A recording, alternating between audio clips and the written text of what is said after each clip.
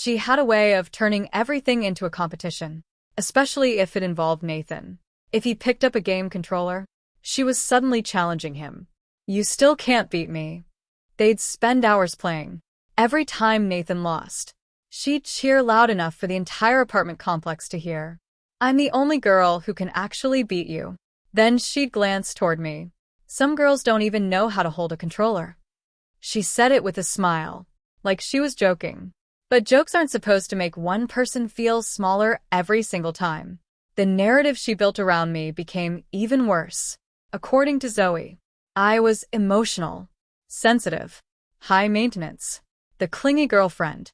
Meanwhile, she was easy. She could take a joke. She understood guys. She kept saying things like, girls make everything complicated. I don't do drama. I'd rather hang out with guys anyway. I've never understood why girls get jealous. It sounded harmless, until you realized every sentence came with an invisible comparison. She wasn't lifting herself up. She was stepping on every other woman to do it, especially me. One afternoon she laughed and said, Nathan's lucky. He has one female friend who doesn't cry over everything. I nearly choked on my drink. Cry? I never cried in front of Nathan. Not once. But she said it so confidently, so casually, that people actually believed her. I looked at Nathan. He frowned slightly, like something about it sounded off. But he didn't challenge her. Not then. Every little moment chipped away at me. Not enough to explode. Just enough to make me doubt myself. Was I imagining this? Was I actually jealous? Maybe this really was how close friends acted. Maybe I needed thicker skin. That's what Zoe wanted me to think. Because confusion is the perfect disguise for manipulation. Then came Nathan's birthday. The day everything finally became impossible to ignore. His apartment buzzed with music. People filled every room. Laughter echoed from the kitchen. Someone had started a drinking game in the living room. For a while, things actually felt normal. I'd spent weeks saving money for his gift. Not something flashy. Not something expensive for the sake of showing off. A watch. One he'd quietly admired months earlier while we were walking through the mall. He'd never asked for it. He probably assumed I'd forgotten. I hadn't. I couldn't wait to see his reaction. Then Zoe arrived. Fashionably late. Like she wanted everyone to notice. She walked in carrying a gift bag almost twice the size of mine. Oh, good. She smiled. I made it. People immediately gathered around. She loved having an audience. Nathan opened her gift first. Inside. 2 concert tickets. Front row. For his favorite band. Everyone cheered. Then she casually dropped the real punch. I only bought 2. She shrugged. His girlfriend wouldn't appreciate good music anyway. People laughed. She wasn't finished. She'd probably complain it's too loud. More laughter. My smile froze. Nathan looked uncomfortable. But before he could say anything, she'd already moved on. I actually pay attention to Nathan's interest. She looked directly at me. Unlike people who just buy generic cologne. My heart sank. She hadn't even seen my gift. She just assumed, because making me look thoughtless mattered more than being accurate. Finally, it was my turn. I handed Nathan the wrapped box. Before he could open it, Zoe snatched it out of his hands. Oh. Let's see. She ripped the paper open herself. Actually opened my gift. In front of everyone. Oh. She held up the watch. It's nice. Then came that smile. The one I'd learned to hate. But honestly, kind of boring compared to experiences. The room went quiet. Nathan reached for the watch. He genuinely smiled. Dude, I love this. For 1 second, I thought maybe things were okay. Then Zoe laughed again. Still, concert beats a watch. She turned toward the guys. Who's doing shots?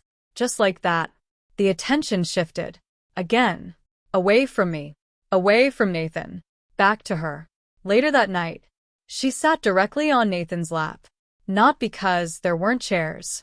There were at least 6 empty ones. She simply chose his lap. When I stared at her, she shrugged. What? All the seats were taken. No one corrected her. No one pointed at the empty chairs. They just laughed. I remember standing there holding my drink so tightly, I thought the glass might crack. The moment she sat on my boyfriend's lap in front of an entire room full of people, I realized one thing. She wasn't trying to be my friend. She wasn't even trying to steal my boyfriend. She wanted me to feel invisible. And for months, I let her. You know those people who somehow make you question your own sanity? The kind who smile while insulting you, then laugh and say, "Relax. I'm just kidding." That was Zoe. Except she didn't do it once. She made it her full-time personality. The worst part? Everyone thought she was just one of the guys. It started small. Small enough that I convinced myself I was overreacting. Nathan and I would finally manage to plan a date after a stressful week of classes. Just the two of us. Or at least, that's what I thought. Halfway through dinner, Zoe would suddenly appear with that same bright smile. "Oh, good. I found you guys." Then she'd wave her phone around. "Nathan texted me. He said he needed a break from all the couple stuff." Nathan would blink in confusion. I did. She'd laugh. "You know what I mean." Before either of us processed what happened, she was already pulling out a chair. At first I assumed it was a misunderstanding. Maybe Nathan really had invited her. Maybe he'd forgotten. Maybe I was being dramatic. But after the third, fourth, fifth time, the pattern became impossible to ignore. She wasn't joining our dates. She was interrupting them. Movie nights were somehow worse. I'd buy the tickets. Nathan would carry the popcorn. Everything felt normal. Until Zoe appeared out of nowhere. "Oh my God. You guys picked this movie too." Every single time.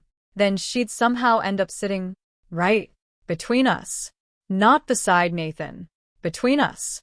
As if I wasn't even there. Halfway through the movie she'd lean against his shoulder, like it was the most natural thing in the world. If I shifted uncomfortably, she'd notice immediately. "Oh, please." She'd roll her eyes. "I'm not one of those jealous girls. Physical contact doesn't mean anything." Then she'd look around to make sure everyone heard her. "I guess some people are just insecure." She never said my name. She didn't have to. Food became another performance. I'd order the grilled chicken salad. Because, believe it or not, I actually liked salad.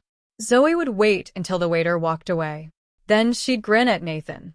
I could never survive on rabbit food. She'd order the biggest burger on the menu. Extra fries. Extra cheese. A pitcher of beer.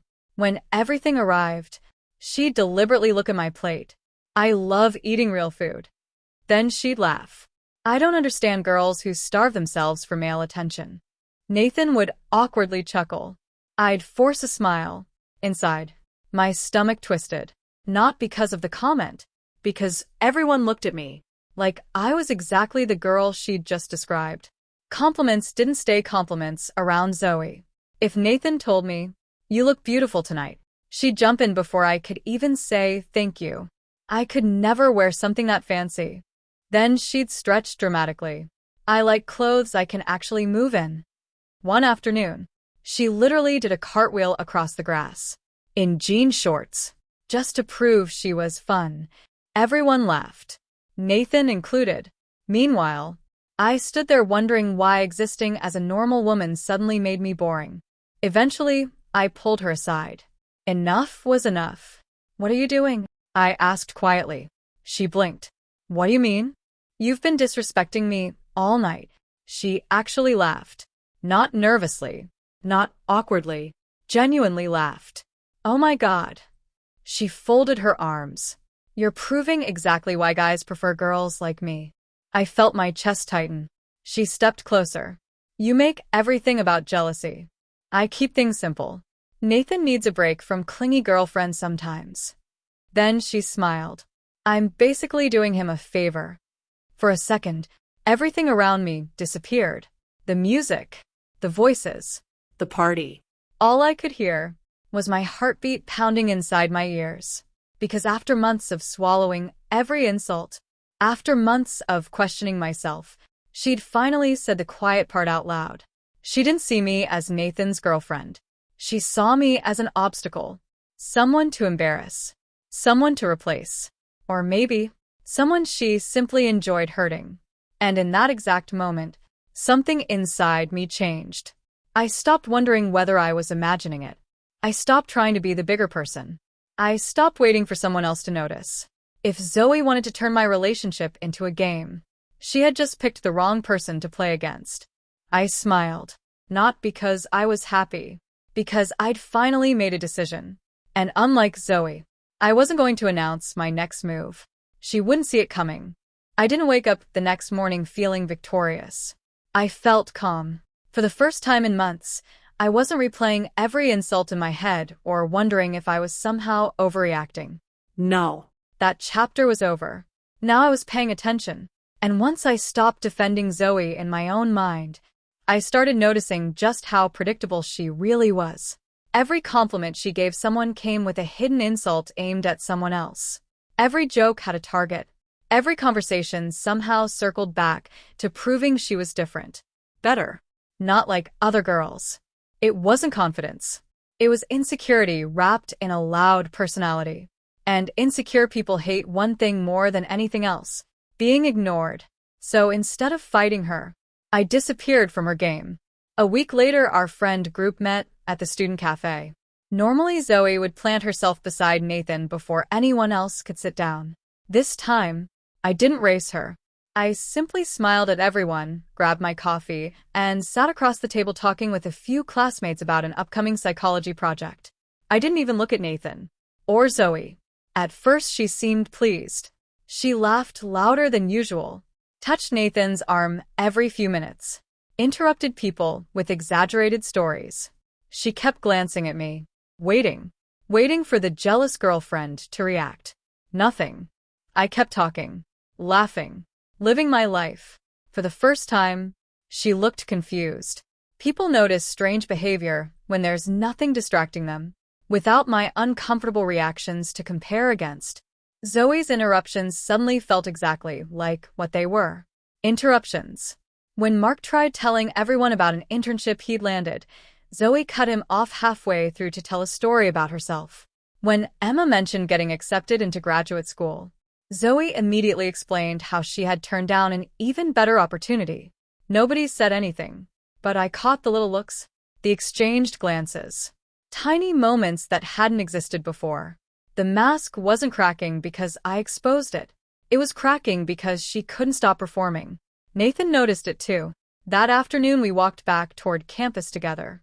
He slipped his hand into mine. "I've been thinking." I smiled. "That's usually a good sign." He laughed. Then his expression became serious.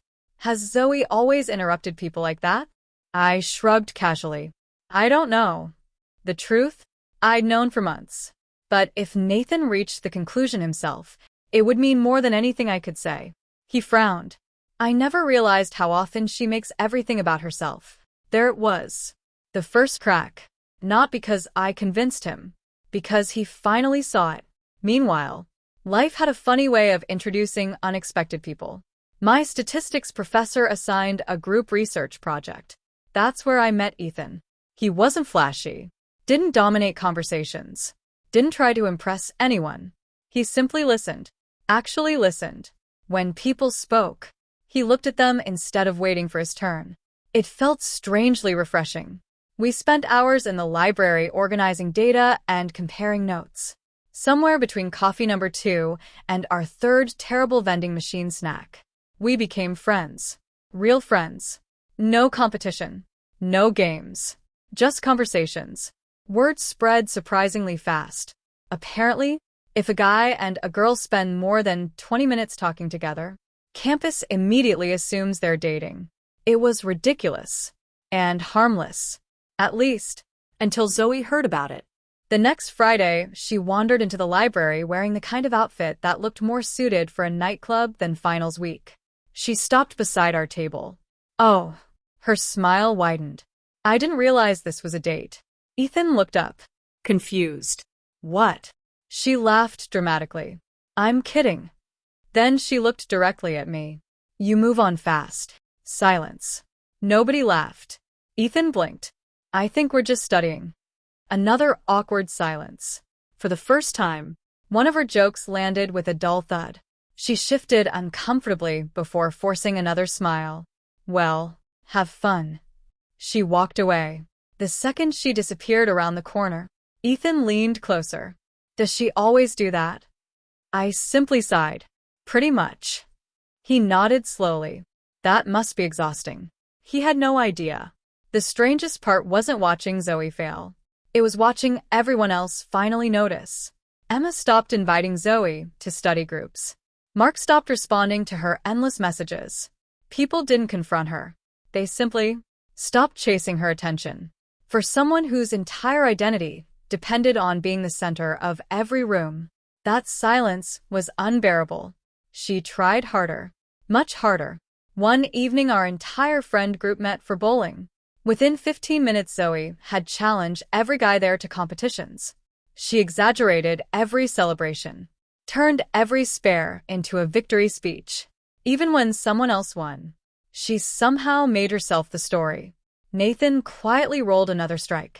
She immediately announced she taught him everything he knew.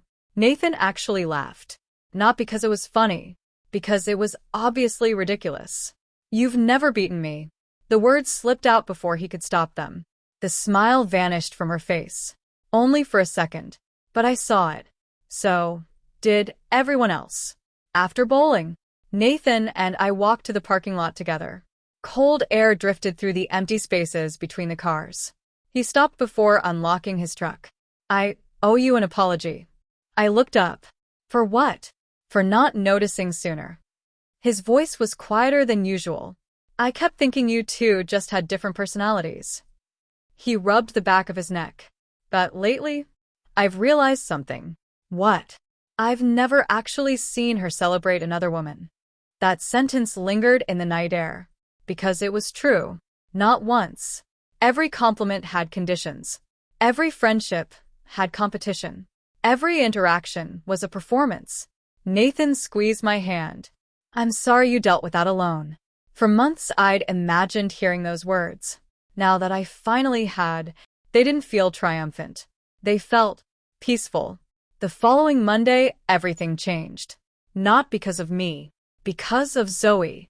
She cornered me outside the communications building while students rushed between classes.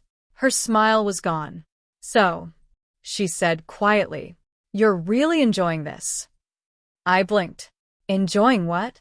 She folded her arms, turning everyone against me. I almost laughed. I haven't said anything. You didn't have to. Her voice cracked slightly. They all look at me differently now. For a moment, I almost felt sorry for her. Almost. Then I remembered months of humiliation. Months of being made to feel invisible. I took a slow breath. No, Zoe. I said calmly. They're looking at you the same way they've always looked. I stepped a little closer. The difference is, they're finally paying attention. Her face lost every ounce of color. Students brushed past us, without noticing. For several seconds, she couldn't speak. Finally, she whispered, You think you've won? I shook my head. This was never a competition. Then I walked away. I didn't look back. I didn't need to. Because, sometimes, silence hurts far more than the perfect comeback. That evening my phone buzzed. Nathan had sent one message. Want to grab dinner? Simple. Normal. Peaceful. No unexpected guests. No interruptions. No performances. Just us. As we walked into the restaurant, neither of us noticed the figure sitting alone in the corner booth. Watching. Waiting. Her coffee had long since gone cold. And the expression on Zoe's face told me one thing. She wasn't finished yet. She was desperate. And desperate people are the most unpredictable of all. I had a feeling the real storm hadn't even started. The moment I saw Zoe sitting alone in that restaurant, I knew she hadn't come for dinner. She'd come to watch. Nathan hadn't noticed her. He was busy telling me about a ridiculous conversation he'd had with one of his professors, and I found myself laughing harder than I had in weeks. Not forced laughter. Real laughter. The kind that comes when your shoulders finally stop carrying weight you didn't realize you'd been holding. Across the room, Zoe watched. Her untouched coffee sat in front of her. She wasn't scrolling through her phone. She wasn't talking to anyone. She was staring at us. For a brief second, our eyes met. She looked away first. The next week, rumors started spreading. Someone claimed Nathan and I were excluding Zoe from everything. Someone else insisted I'd stolen half of her friends. The stories became more dramatic every day. Apparently, I'd masterminded an entire campaign against her. It would have been funny if it hadn't been so sad. The truth was much simpler. Nobody likes feeling manipulated. Once people recognize it, they stop volunteering for it. Friday afternoon, Emma called me. "We're having everyone over Saturday night," she said. "Game night. Nothing fancy." I smiled. "Sounds fun." Then she hesitated. "I should probably tell you." "What?" "I invited Zoe too." Silence. Not because I was angry. "Because I wasn't expecting that." Emma sighed. "I think it's time everyone talks." I looked out the window for a long moment. Maybe she was right. Running from conflict had never solved anything. "Okay," I finally said. "I'll be there." Saturday arrived faster than I wanted. The atmosphere felt strange before anyone even knocked on the door. Everyone sensed something unfinished hanging over the group. Nathan squeezed my hand before we went inside. "You okay?" "I think so." "You don't have to prove anything tonight." His words settled something inside me. For months I'd felt like I needed everyone to understand my side. Now, I wasn't so sure. The people who mattered already knew. The evening started surprisingly well. People laughed, ordered pizza, played cards. Even Zoe stayed unusually quiet. She didn't interrupt anyone, didn't compete. didn't try to dominate conversations. If I hadn't known better, I would have thought she'd changed overnight. But people don't rewrite themselves in a week. Eventually, Emma stood up. She looked around the room. "I think," she said carefully, "there's something we all need to clear up." Every conversation stopped. Nobody moved. Emma looked first at me, then at Zoe. "We've all been pretending nothing happened." She took a breath. "And pretending clearly isn't working." Zoe was the first to speak. Her voice wasn't loud this time. It was tired. "I know everyone thinks I'm the villain." Nobody answered. She swallowed. "I honestly thought I was being funny." Another silence. Then Nathan quietly said, "Sometimes you were." She looked hopeful, until he continued, "But most of the time, you weren't." The hope disappeared. "I never meant to hurt anyone." She looked directly at me. "But I guess I did." For the first time, there wasn't sarcasm hiding behind her words. No fake smile. No performance. Just someone who looked exhausted. I always felt like I had to prove I belonged. She laughed bitterly. "So I tried being the cool girl. The funny girl. The girl every guy liked." Her eyes filled with tears. I didn't realize I was making everyone else feel smaller. Nobody interrupted her. Nobody rolled their eyes. People simply listened. When everyone looked at me, I realized I had a choice. I could replay every insult she'd ever thrown at me, or I could finally stop letting those moments define me. I stood slowly. I was angry. I admitted. Really angry. "I wanted you to feel what I'd been feeling." She nodded without arguing. And honestly, I succeeded. The room stayed quiet. But after everything happened, I realized something. I smiled sadly. Watching someone else hurt doesn't heal you. You just end up carrying two kinds of pain instead of one. I hadn't planned those words. They simply came out. Because they were true. Nathan reached over and squeezed my hand. I should have stepped in months ago. He looked at everyone. I kept avoiding conflict because I thought things would sort themselves out. He shook his head. "They don't. If someone keeps crossing boundaries, silence isn't kindness. It's permission." Several people quietly nodded. Mark admitted he'd noticed the tension months earlier. Emma confessed she'd been afraid of choosing sides. Even Ethan spoke up. "I think we all hoped someone else would deal with it." That sentence hit everyone, because it was exactly what had happened. Finally, Zoe stood. She walked toward me slowly. "I don't expect forgiveness," she whispered, "but I'm sorry." There wasn't a dramatic pause. No music. No movie ending. Just two people standing in an ordinary living room after months of hurting each other. I looked at her for a long moment. I forgive you. Her shoulders dropped. But I continued. Forgiveness isn't the same as trust. She nodded immediately. I know. And trust takes time. I know. That was enough. Not friendship. Not yet. Just honesty. For the first time. The months that followed felt lighter. Nathan and I became stronger because we finally learned to communicate before resentment had a chance to grow. Emma's game nights became something everyone genuinely looked forward to. Mark finally got his internship. Ethan finished our research project with me, and we remained good friends. As for Zoe, she stopped trying to be different. She stopped putting women down to make herself feel taller. Sometimes she'd catch herself doing it. Pause. Then correct herself. Real change wasn't dramatic. It was awkward, messy, and slow. But it was real. Looking back, people always ask if I regret standing up for myself. My answer surprises them. No. I don't regret finding my voice. I regret waiting so long to use it. Because confidence isn't proving you're better than someone else. And it isn't winning every argument. Confidence is walking into a room, knowing exactly who you are, and never feeling the need to make someone else feel smaller just to stand a little taller. That lesson changed my relationship. It changed my friendships. But more importantly, it changed me. And, in the end, that turned out to be the only victory that actually mattered. The game was over. Not because someone lost, but because I finally stopped playing.